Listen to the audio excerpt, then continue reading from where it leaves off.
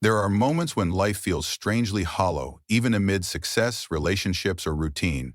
We may do all the right things, meet expectations, play our roles, yet something deep within feels lost or unreachable. This disconnection isn't merely sadness, it's a soul hunger, a quiet ache for something real, something that belongs to us alone. Carl Jung believed that this longing was not a sign of failure, but a sacred invitation. It is the beginning of a journey to find the soul we abandoned in exchange for the person we thought we had to become. To understand what it means to find your soul, we must first understand what Jung called the persona, the mask we wear to navigate society. It is the social self, the version of you that fits in, behaves, performs, and pleases. It's not fake, but it's incomplete. When we live solely through the persona, we begin to feel estranged from ourselves, because the depths of who we are, our fears, desires, contradictions, dreams, get buried beneath that mask. A woman might spend her whole life being agreeable, helpful, and kind while quietly resenting how often she's overlooked. A man might build a successful career to win approval but quietly feels like a fraud. These are not small feelings. They are signals from the soul, asking to be seen. Jung believed that we cannot truly live until we make contact with the inner life behind the mask. Finding your soul begins when you ask, "Who am I when I'm not performing?" Jung reminds us the privilege of a lifetime is to become who you truly are. But to claim that privilege, we must enter the landscape of the unconscious, where our true self waits. That self is not an idea or a goal. It is a living force made of instinct, emotion, memory, and mystery. It includes your childhood wounds, your spiritual insights, and the parts of you you've rejected. This journey is not about improvement, but about remembering and reclaiming. Have you ever felt a moment in solitude, perhaps while journaling, dreaming, or walking alone, where something inside you felt deeply honest, even if it was painful? That is the soul speaking. The unconscious reveals the truth not through logic but through symbols, moods, and metaphors. If we can learn its language, we begin to recover what we've lost. One of the greatest challenges in finding the soul is facing the parts of ourselves we've hidden. Jung called this the shadow. It holds everything we've denied: anger, envy, shame, desire, power, creativity, even joy. These energies don't disappear when we suppress them, they merely go underground and shape our lives from the dark. A person who's repressed their anger may become passive-aggressive or depressed. Someone who disowns their ambition might sabotage their own success. To find the soul, we must integrate the shadow, not by erasing it, but by understanding it. Jung wrote, "One does not become enlightened by imagining figures of light, but by making the darkness conscious." Comment shadow work if you're ready to face what's hidden. Dreams are one of the soul's purest languages. Jung saw dreams as direct expressions of the unconscious, rich with symbols that bypass our rational mind. If you've ever woken from a dream that felt more real than waking life, full of strange images, intense feelings, or familiar places from childhood, you've glimpsed the language of the soul. A recurring dream of being lost may reflect your disorientation in life. A dream of flying could hint at your repressed desire for freedom. Jung encouraged people to write down their dreams, meditate on them, even draw them. Not to interpret them with strict logic, but to engage with them as you would a wise friend. In doing so, we give voice to what is silent in us. Have you ever had a dream that felt like a message? Share it below.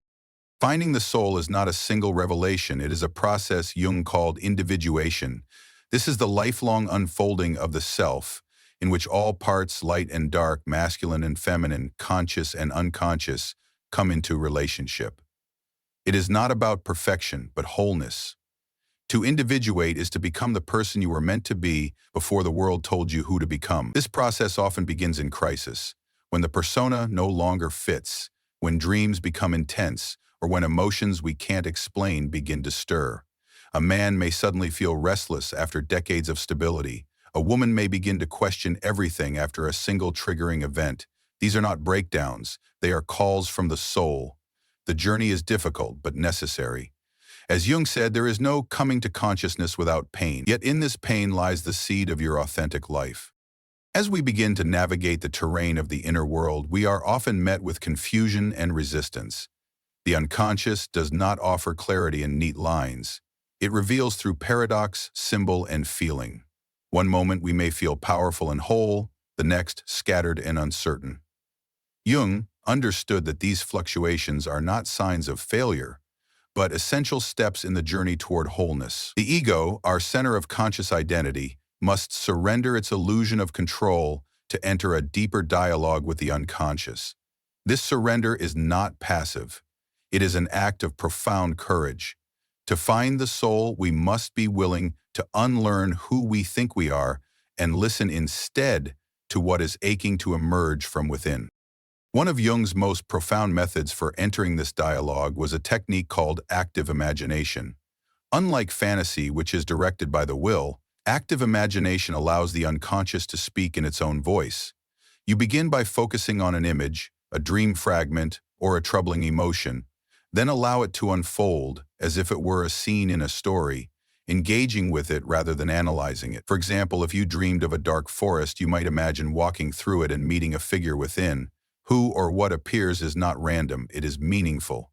Jung himself used this practice to engage with inner figures like Philemon, a wise old man who became his guide. These inner figures often represent archetypes, deep patterns of the psyche that help us navigate the unknown. Through such encounters, the soul speaks, not in words but in images that carry emotional truth. Try this the next time you feel lost. Sit with the feeling, close your eyes, and ask, what image comes to me now? The archetypes Jung described are universal patterns that shape human experience, yet each of us relates to them uniquely. The lover, the warrior, the child, the sage, these are not mere symbols but living energies within us.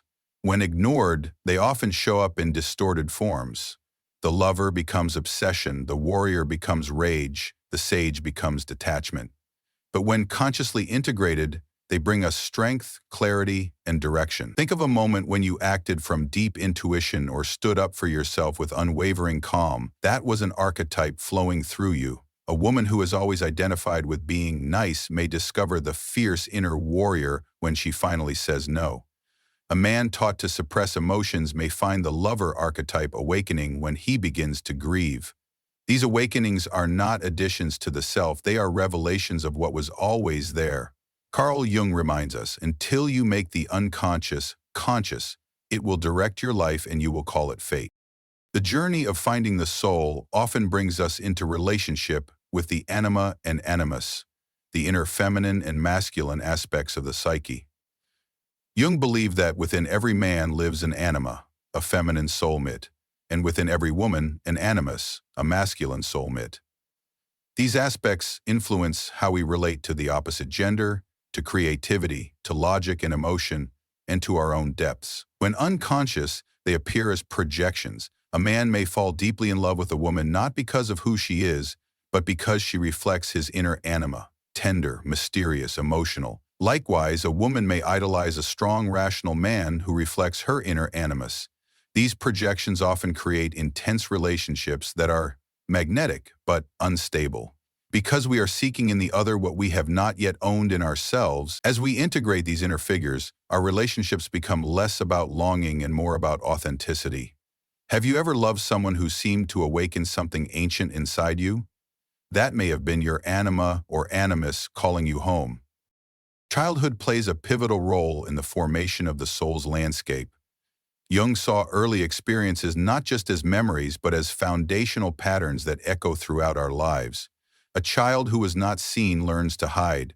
A child who was punished for emotion learns to smile through pain.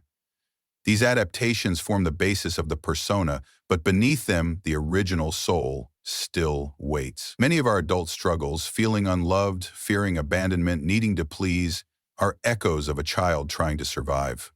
To find the soul, we must gently reconnect with that child, not to blame the past, but to heal it.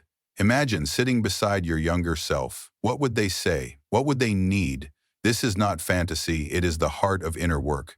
As Jung once said, the most terrifying thing is to accept oneself completely, but it is also the most liberating. As you continue this journey, you may begin to notice synchronicities, meaningful coincidences that seem to defy logic. You think of a friend and they call. You're contemplating a major life shift and a stranger speaks the exact words you needed to hear.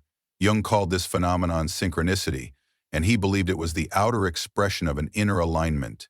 When you begin to touch the soul, the world around you begins to mirror your transformation. These moments are not magic tricks. They are invitations to trust that your unconscious is working with you, not against you. The more attuned you become to your inner world, the more alive and interconnected the outer world feels. Comment, I've felt it, if synchronicities have ever guided you through moments of doubt or clarity. As the path deepens, you may feel a strange disorientation, a dissolving of the identities you once clung to. What once defined you begins to feel distant or even false. You may question your career, your relationships, even your beliefs. Jung understood this phase as a necessary unraveling. The old self must lose its grip so the true self can begin to emerge. This is not a breakdown, it is a rite of passage. The soul cannot be found by clinging to stability. It is discovered through the courage to walk into the unknown. Jung once said, "The pendulum of the mind oscillates between sense and nonsense, not between right and wrong." This dance between clarity and confusion is sacred, for only by passing through the chaos can we find what is enduring. In this unfolding process, dreams often intensify. They may seem stranger, more vivid, or emotionally charged.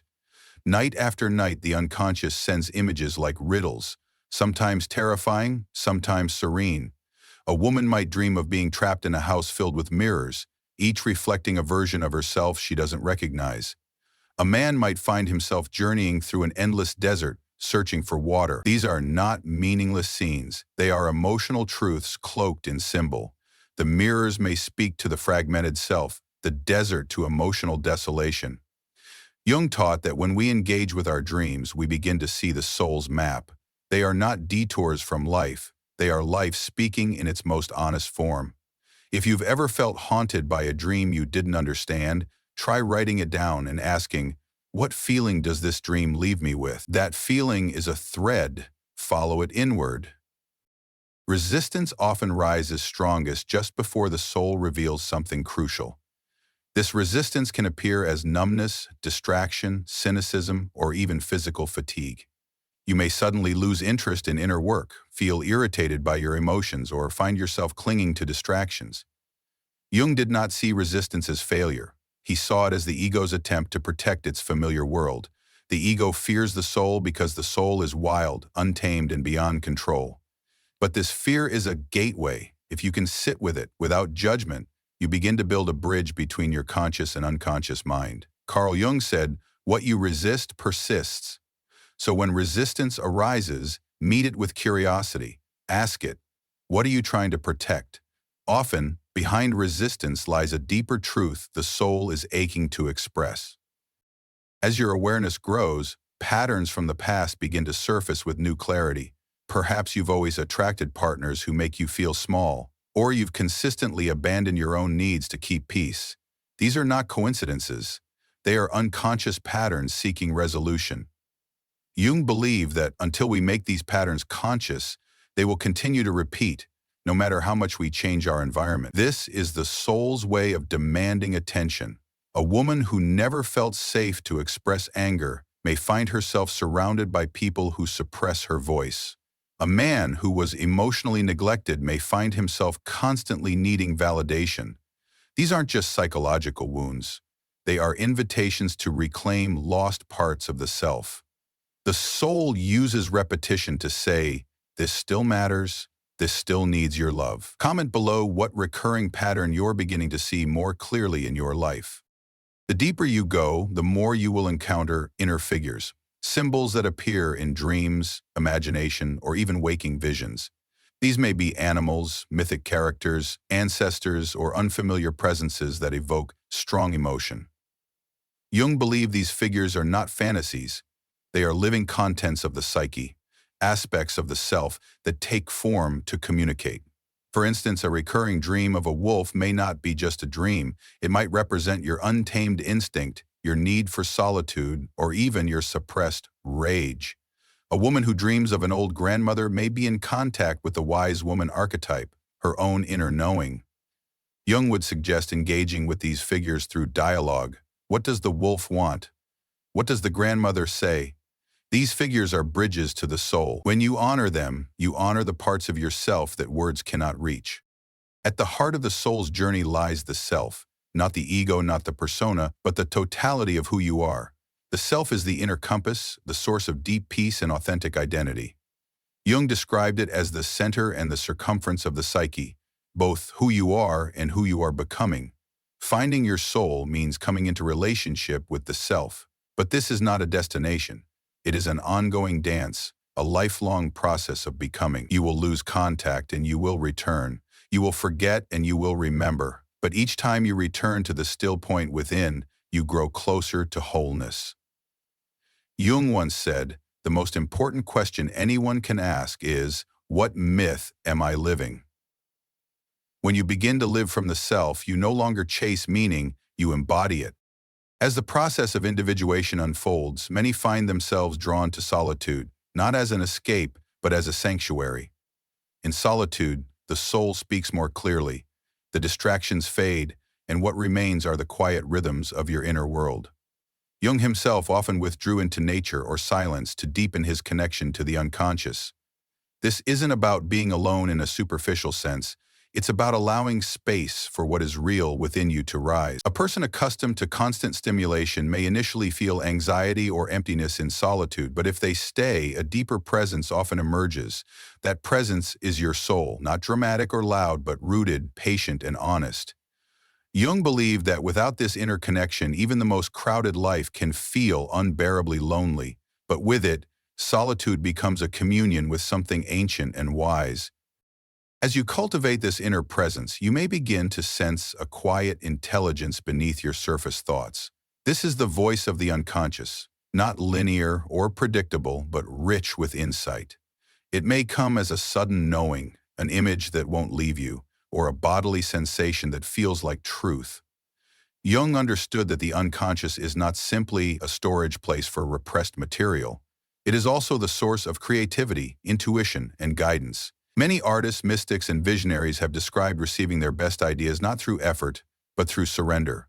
A poet may wake from a dream with the first lines of a verse. A teacher may suddenly understand a new way to explain a concept. These are moments when the soul breaks through the noise and speaks. Have you ever experienced insight that seemed to come from nowhere? Those are not accidents. They are reminders that your deeper self is always listening.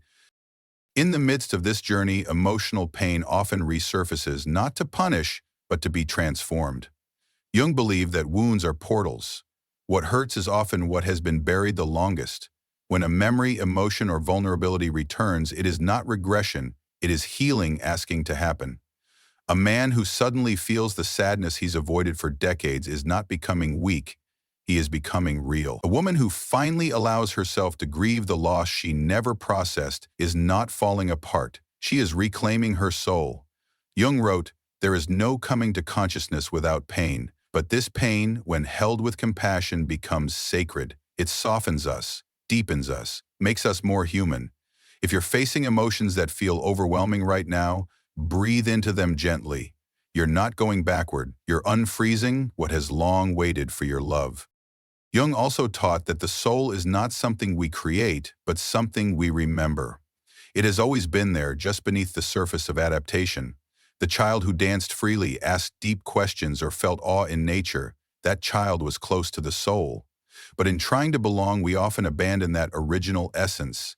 We adapt, comply, perform, and forget. And yet the soul remains. Sometimes it appears in moments of joy that bring tears, or in art that moves us without reason. It's why music can make us cry, or why a single sentence in a book can feel like it was written just for us.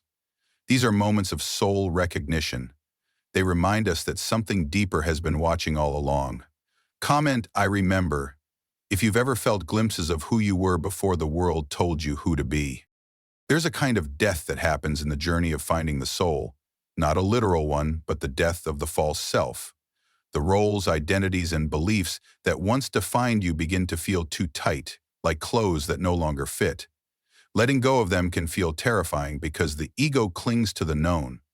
But Jung believed that transformation always requires a death of some kind, the death of illusion, the death of pretense, the death of who we are not. This death is sacred. It clears space for something truer to emerge. A person who leaves a career that never fed their spirit may feel lost for a time, but in that space the soul begins to breathe. A relationship that ends may shatter the persona, but it may also return you to your own center. This process is not linear. You will grieve, question, wander, and slowly you will begin to feel alive in a way that is undeniable. And as you begin to live from this deeper place, you start to feel more whole, not because everything is perfect, but because you are no longer fragmented. The self, according to Jung, is not without flaw or conflict. It is the totality of all your parts in relationship, the shadow and the light, the wounded child and the wise elder, the masculine and the feminine, all woven into a living, breathing tapestry. You may still feel fear, but it won't define you. You may still have wounds, but they won't control you. Instead, you live from the center of your being, guided by a truth that is uniquely yours. Jung wrote, "Wholeness is not achieved by cutting off a portion of one's being, but by integration." This is the soul's work, not to rise above, but to go within, fully, honestly, and with heart. As you settle into this deeper rhythm of soul work, your relationship with time begins to shift. You no longer measure your life solely by achievements or milestones, but by presence, by how fully you are inhabiting your own being. Jung believed that modern life often pulls us away from this presence, replacing it with speed, pressure, and external validation. In the rush to get somewhere, we risk losing the very essence of who we are. The soul, by contrast, moves in spiral time. It revisits old wounds, lingers in silence, and values depth over efficiency. This is why healing doesn't happen on a schedule. A memory may surface years after you thought it was resolved. A dream may bring clarity that no amount of thinking could provide. The soul is not in a hurry. It seeks truth, not perfection. If you're feeling frustrated by how long your healing is taking, remind yourself, the soul honors depth, not deadlines. As this slower, deeper consciousness grows, your outer life often begins to reorganize. Things that once held power over you, status, approval, even certain relationships, may begin to feel hollow. This can be disorienting, even painful, as what once felt vital now feels empty. But Jung saw this not as loss, but as soul correction. What you're letting go of are the attachments that no longer align with your inner truth. A man who once defined himself by ambition may suddenly crave simplicity and stillness. A woman who built her life around being needed may now yearn for solitude and self-expression. These aren't impulsive desires. They are messages from the self saying it's time to come home. Jung said, "Your vision will become clear only when you look into your heart. Who looks outside dreams. Who looks inside awakes." This awakening often requires shedding, but what remains is more real than what was lost. In this phase, boundaries become essential, not as walls to keep others out, but as sacred spaces that protect your becoming. Jungian work often reveals how we've been conditioned to abandon ourselves for connection. You may notice how often you say yes when you mean no, or how quickly you shrink yourself to avoid conflict. These patterns are not flaws. They were strategies for survival, often rooted in childhood. But to find your soul, you must create space where your truth can breathe. A woman who has always been the emotional caretaker may need to say, "I can't hold this for you anymore." A man who was taught to suppress his needs may begin to speak them, trembling but firm. This is not selfish, it is sacred. The soul cannot grow in environments where it is constantly silenced. If you're learning to set boundaries for the first time, know this: you are not pushing others away, you are inviting your soul to stay. The relationship with the body becomes deeply significant as well. Jung did not separate psyche and soma. The soul and the body are intertwined. Our bodies hold stories the mind forgets. Tension, illness, and chronic discomfort can all be expressions of what the unconscious is carrying. A throat that tightens every time you try to speak may hold unspoken truths.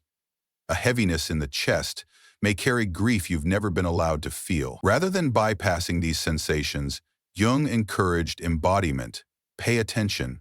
Listen. Place your hand where it hurts and ask, "What are you trying to say?" This act of listening is an act of love. The soul speaks not only through dreams and symbols, but through flesh and feeling.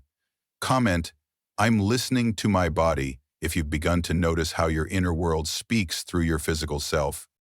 As the soul takes root, creativity often returns, not as performance but as play, as expression, as sacred dialogue. Jung kept journals filled with art, symbols, and visions, not to display them but to understand himself. He called this process the transcendent function, the bridge between the conscious and unconscious mind. When we create, not to impress but to express, we engage this bridge. You don't need to be an artist. You only need to listen and respond. A single line of poetry, a sketch, a melody hummed while cooking, all of it counts. These expressions bypass the ego and bring forward what is hidden. A dream image that won't leave you might become a painting. A persistent emotion may find its voice in a poem. Creativity in this context is not a luxury, it's a language. The soul is always trying to speak. Give it form and you give it life. Eventually, a quiet sense of inner authority begins to rise. Not arrogance, not control, but a grounded knowing that your life belongs to you. Jung called this the emergence of the self as the central axis of the psyche. It doesn't mean you no longer doubt or struggle. It means your choices come from alignment rather than fear. You begin to ask, not what should I do, but what feels true to me. You trust your inner signals.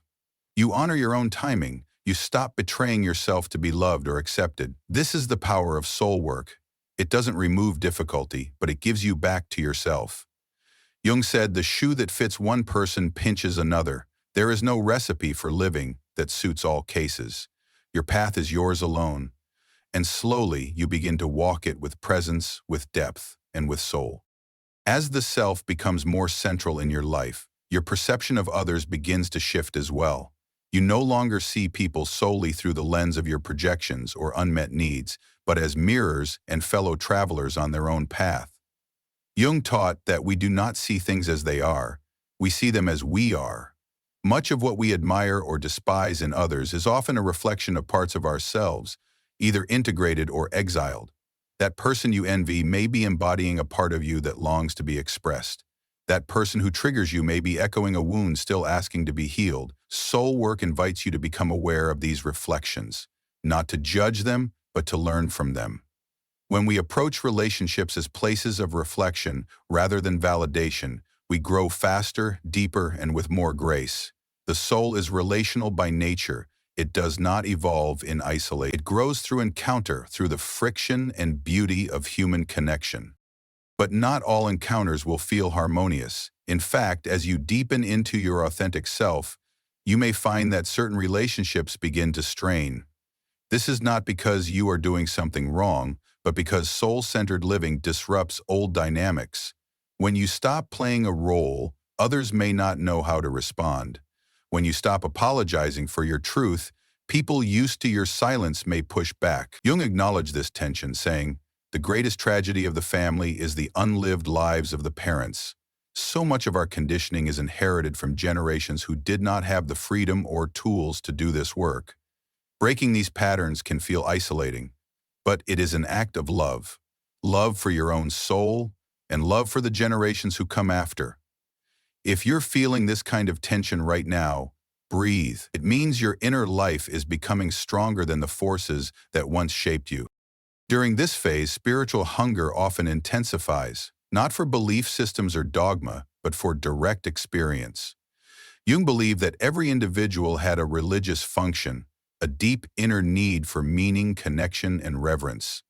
This does not require a church or tradition, though it may include them. It means living with an awareness that there is something larger than the ego at work in your life. The unconscious, the self, the archetypal forces that shape our dreams and desires. These are not random. They are sacred. They carry the imprint of the numinous. Jung said, bidden or unbidden, God is present.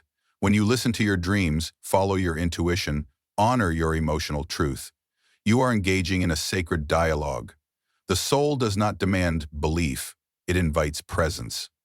Comment, I feel the sacred if you've begun to sense that your healing is more than personal, it is spiritual. At this point, many begin to feel a call towards service, not as obligation, but as overflow. When the soul is nourished, it naturally seeks to give, not to please, but to participate in life more fully. You may feel drawn to create, teach, guide, parent, build, or simply listen more deeply to those around you. This is not about being good, it is about being whole. Jung believed that wholeness expresses itself through meaningful work, creative acts, and authentic relationships. A healed soul doesn't retreat from the world, it engages with it from a place of integrity. Your presence begins to carry weight. People feel safer around you, not because you have all the answers, but because you are not pretending anymore. You are rooted. You are real. That is what the world needs. Not more perfection, but more presence. Have you noticed moments when you felt called to serve, not from duty but from joy? Follow those moments. They are signs your soul is becoming generative. Even with all this inner growth, you will still face darkness. Jung never promised a life without suffering. He promised meaning. There will still be grief, loss, uncertainty, but now you meet these not as enemies but as teachers. You no longer ask, "Why is this happening to me?" but instead, "What is this asking of me?" This shift changes everything. It doesn't take away the pain, but it gives you a place to stand inside it. The soul does not seek comfort, it seeks authenticity. When you can be present with your sorrow without collapsing, when you can witness your anger without acting it out, when you can hold your fear without running, you are living from the self. Jung said, "Only paradox comes anywhere near to comprehending the fullness of life.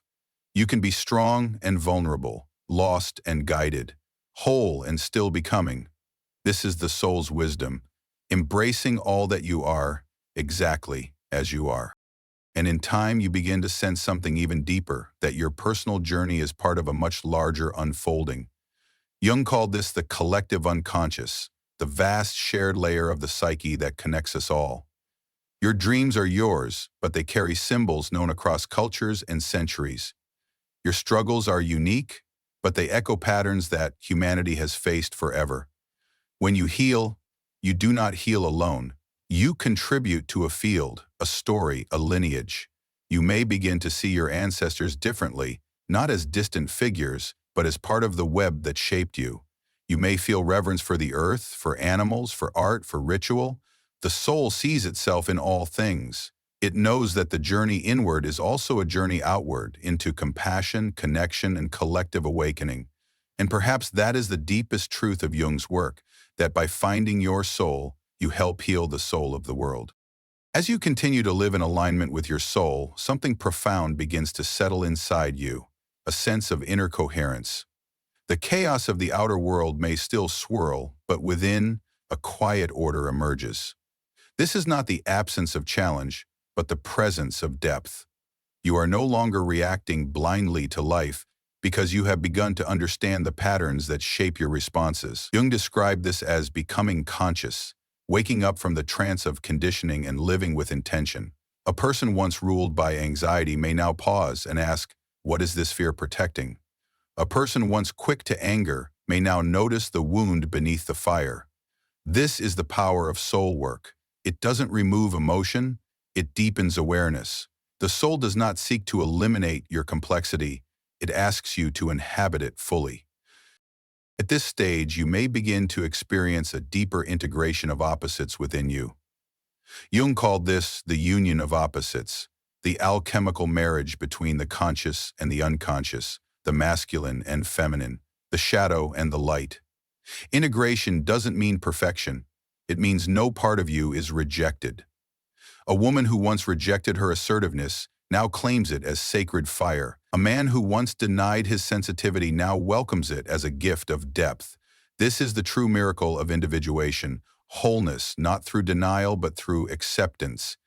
Jung wrote, "I am not what happened to me, I am what I choose to become." You are not defined by your wounds, you are revealed through your willingness to face them.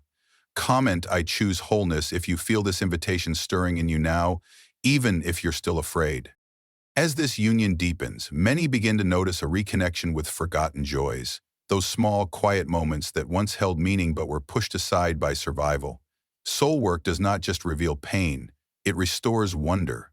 The scent of rain, the sound of birdsong, the feeling of sunlight on your skin, all become doorways back to presence. A person who spent years numbed by trauma may find themselves weeping at a sunrise, not from sadness but from recognition. The soul remembers what the ego forgets, that life is not just to be managed but to be felt. This return to wonder is not childish, it is ancient.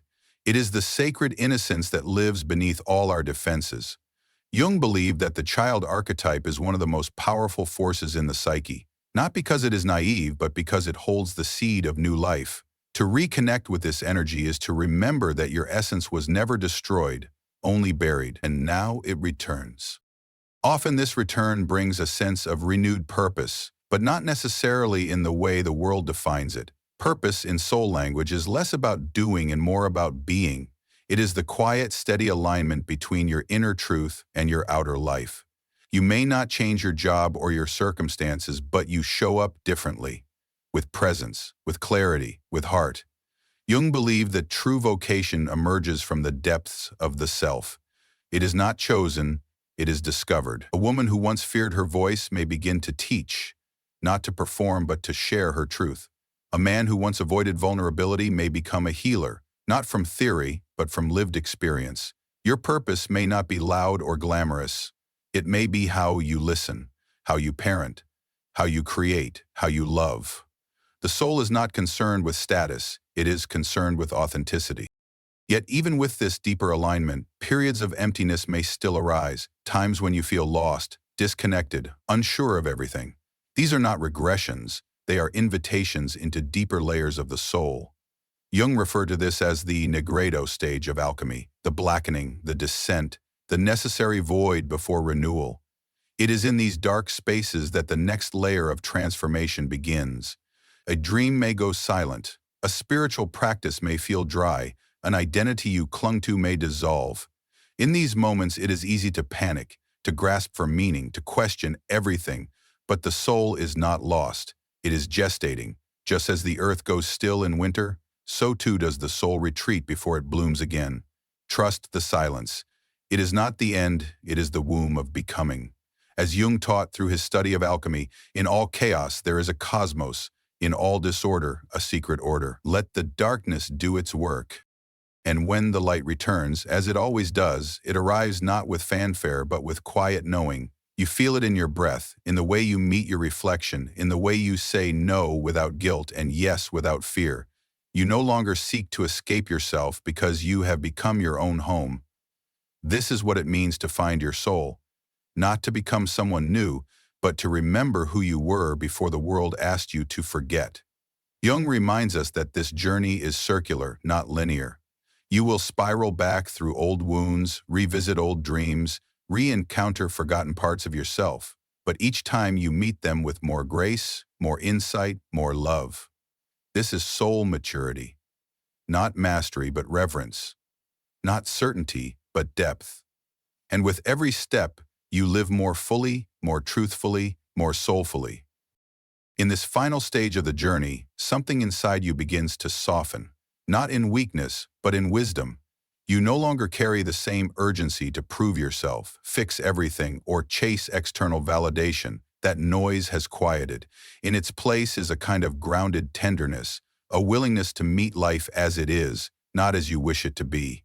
Jung believed that true wholeness does not emerge from domination over life, but from a deeper intimacy with its mystery. You begin to notice how the same experiences that once triggered pain now evoke curiosity. You meet your own flaws with compassion. You hold space for others without losing yourself. The soul has not made you perfect. It has made you real. And realness is its own kind of power.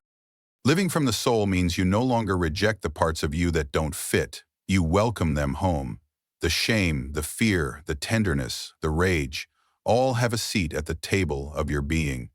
Jung often wrote of the transcendent function, the alchemical moment when opposites no longer battle but begin to relate, the moment when the ego bows to something greater, not out of defeat, but out of reverence. You may feel this when you forgive someone you once swore you never could, or when you speak your truth with calm instead of fire, or when you see your own childhood pain in someone else's eyes and respond with empathy, not judgment.